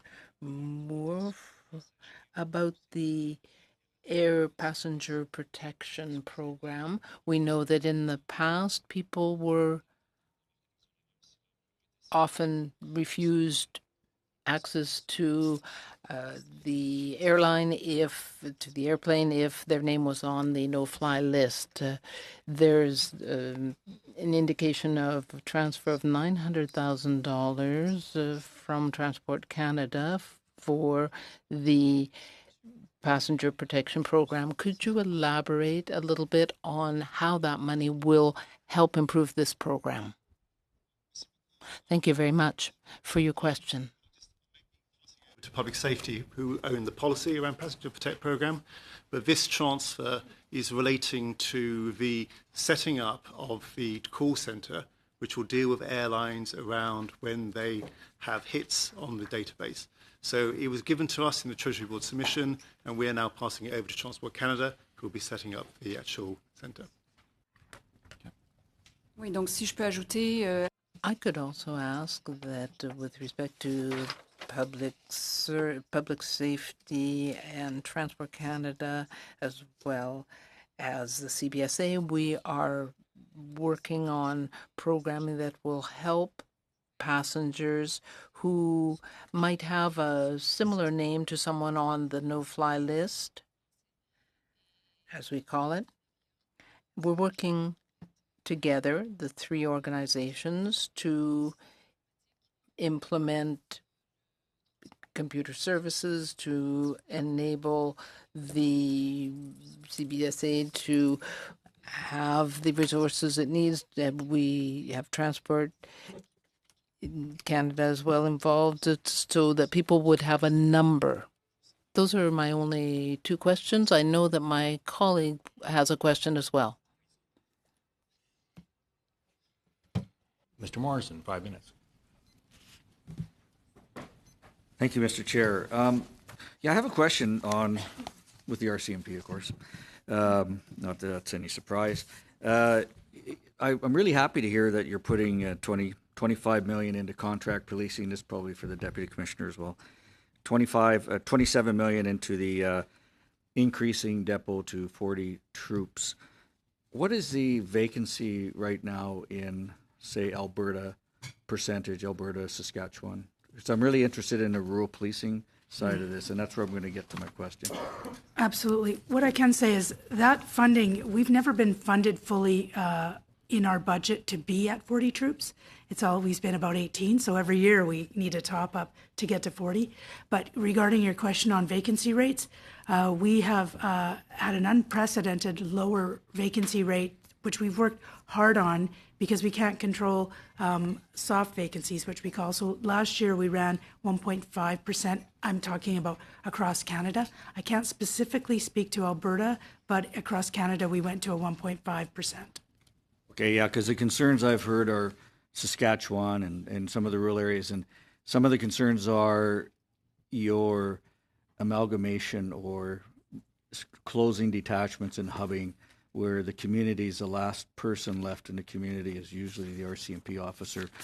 And I'm wondering too, is it seems that a lot of the people that are being hired based on priorities in Ottawa, and maybe consideration should be given, especially spending this kind of money, keeping it financial here, maybe consideration should be given to allowing the provinces to hire based on their priorities.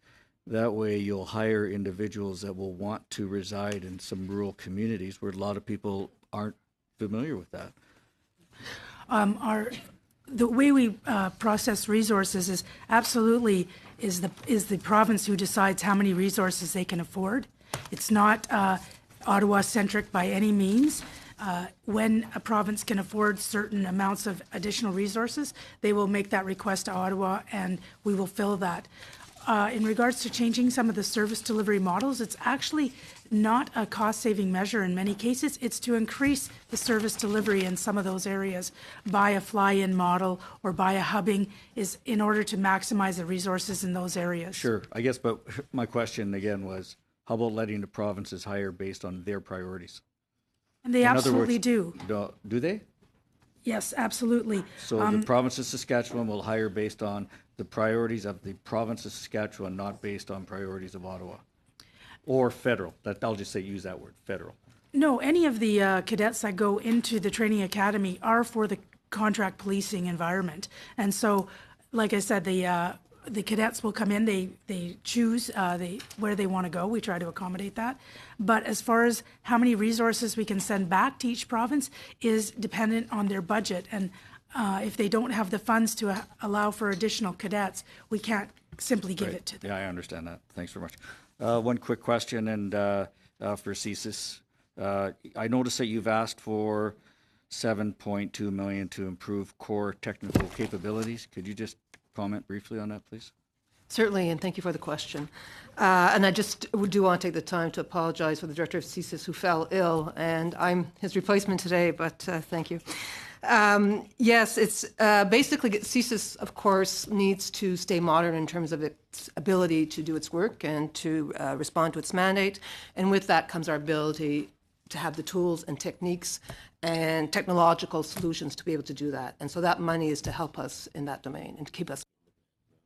Okay, great. For keeping it financial here, it does show some progress. But yeah, you still got a minute. I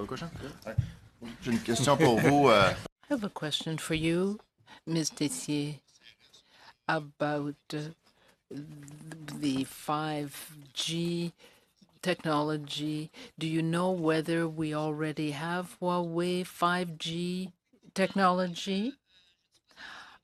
As you can understand, I can't give you any details, but I can tell you that the service is working very closely with government partners in order to advise the government on this issue. Madame Damoff, yes, 5 minutes. Thank you, Chair. I want to talk a little bit more about the the Passenger Protect program that we've put in place. I know I served I served on the Public Safety Committee in the last Parliament when we studied Bill C-59. And one of the first meetings I had when I got elected was with a young man who was on the no-fly list because his name was was the same as someone who was on there. And sadly, that young man died by suicide before he actually saw the changes that we made in C-59, which put in place the framework and then funding allocated to actually implement it. Because unlike the United States that put a redress system in right away, the previous government put in place a no-fly list without the framework and resources to actually allow people like this young man and others whom I think almost all of us here have probably met with, who share a name on the no-fly list. So there is funding that's going to be flowing to this. So what impact will that have for, in particular, those no-fly list kids to be able to get their names off and be able, because some of those kids aren't kids anymore. I was speaking to a couple of them at an event last year who are now adults and are being viewed in a very different way than when they were 6 years old and their name was on a no-fly list. So I wonder if you can just talk about what impact this funding is going to have on those individuals. All right. Thank you for the question. So maybe just a couple of things as well to start.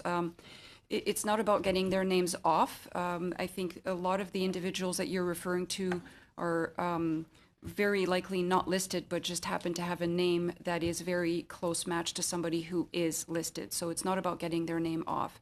That being said, the Canadian Travel Number Program, which is associated with the Enhanced Passenger Protect, will allow us to allocate a travel number to everybody who applies.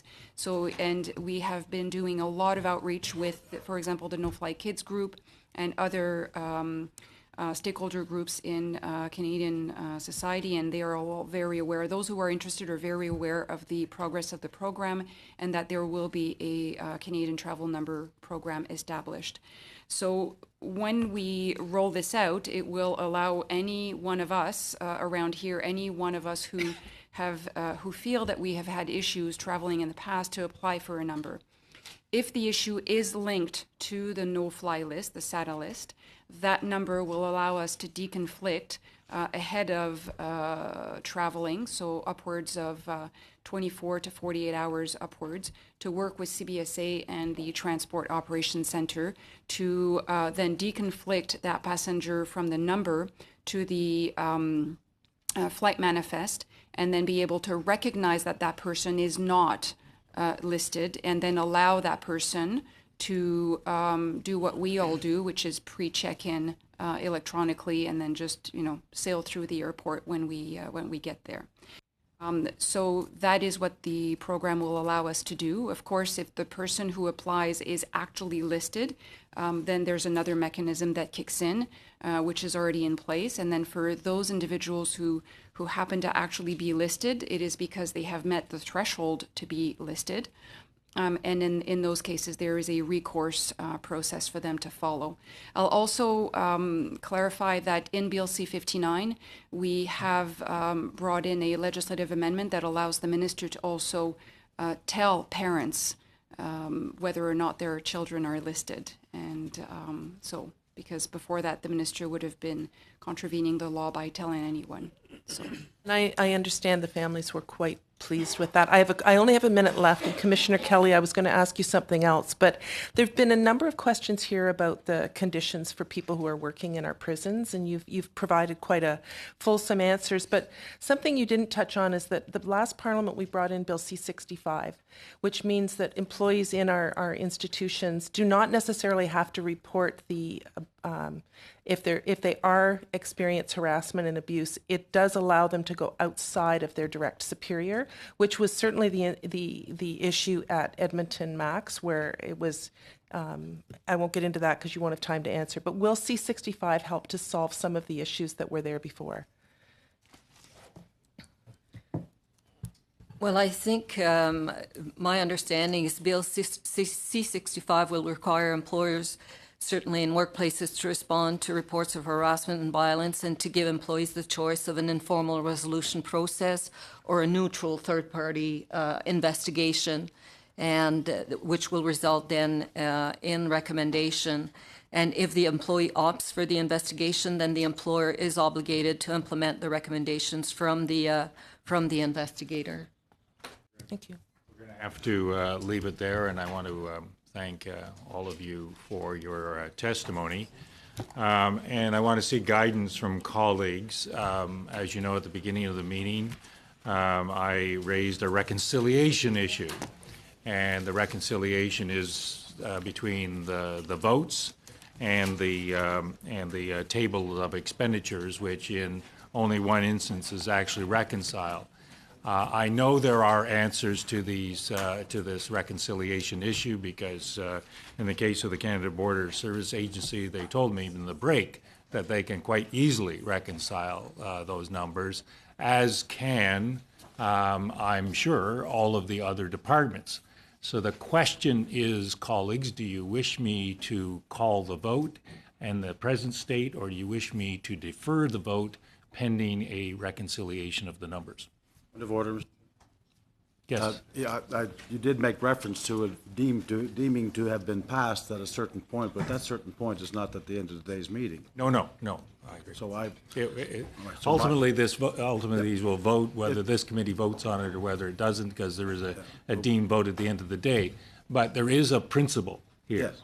And the principle is that members' votes should be informed votes, and the informed votes should be reconcilable to the tables. So the only point I would make then is we have 11 witnesses here today. Are all of them going to be providing this answer, or is there someone going to be in charge of rectifying this problem? I'm assuming the department takes overall supervision, and that is, I'm absolutely certain that's easily done. But having said that, these are numbers. Now, what's my sense from colleagues on both sides? Oui, je supporte, monsieur. I support your suggestion, Mr. Chairman. Are they deemed adopted? I don't have that. Do you have that? No, but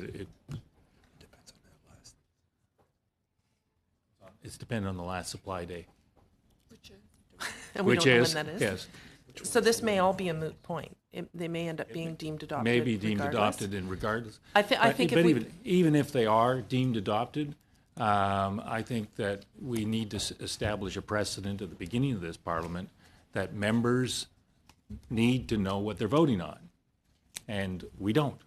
and I think ideally we'd like to get those before they actually get deemed adopted. But I mean, it may end up being a moot point. But I mean, I don't know about my colleagues, but that's fine with me.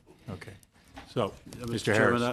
Chairman, if they're going to be deemed adopted, let them be deemed adopted, and perhaps we could pass a motion objecting to the fact that we were unable to properly understand what was before our committee, and that in the hopes that that might be rectified the next time we have to deal with this. So I don't think we should vote for it under the circumstances. I think we can at this point defer the vote, and on the first meeting back, possibly we'll have sufficient information. And if we do have sufficient information, the votes are the information is reconciled between the table and the expenditures. Then we can move the vote at that point. Is that agreeable to colleagues? Okay. Again, on behalf of the committee, I want to thank you.